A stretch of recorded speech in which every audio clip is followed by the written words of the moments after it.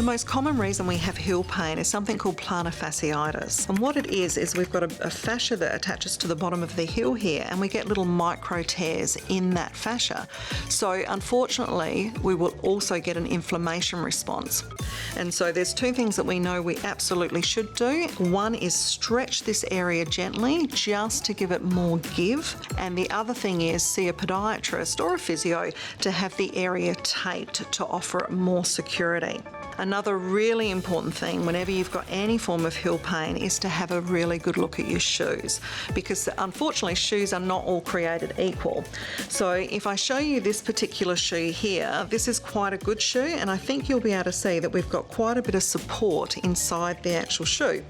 If we compare that to a department store sneaker that, in fairness, looks reasonably similar on the outside, but on the inside I think you can see that there is barely any padding, and I'm horrified to confess that this in here is actually cardboard. Ingrown toenails are exceptionally painful.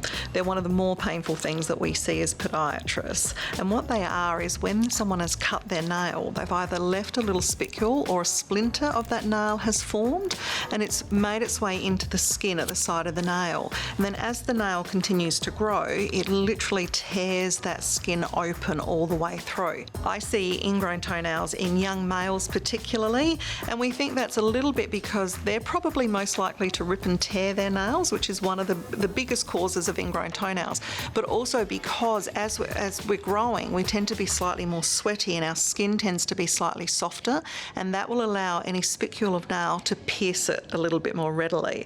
So young males and ingrown toenails tend to be the most common sort of marriage that I see. I often say to people it's a bit like if you've been out in the garden for a while for the first time in ages and you develop calluses across your hands from using a spade. The same thing happens on the foot, but of course we walk on them so regularly that any sort of callus that starts to develop then becomes almost self-perpetuating because it's thickened, so therefore it's applying more pressure. We're walking on it, which is applying more pressure. So we end up with this cyclic change in our skin and a build-up of callus. Because both callus and corns are caused by abnormal pressure, you need to think about where they're forming. If you're getting corns and callus forming on the tops of your toes, then you really need to have a good look at your shoes. So what's interesting about shoe sizes is that they actually weren't starting to mass produce shoes until about 1925, so roughly about 100 years ago. So sadly, back then when they took an average of the population, we had a much narrower, much shorter foot type.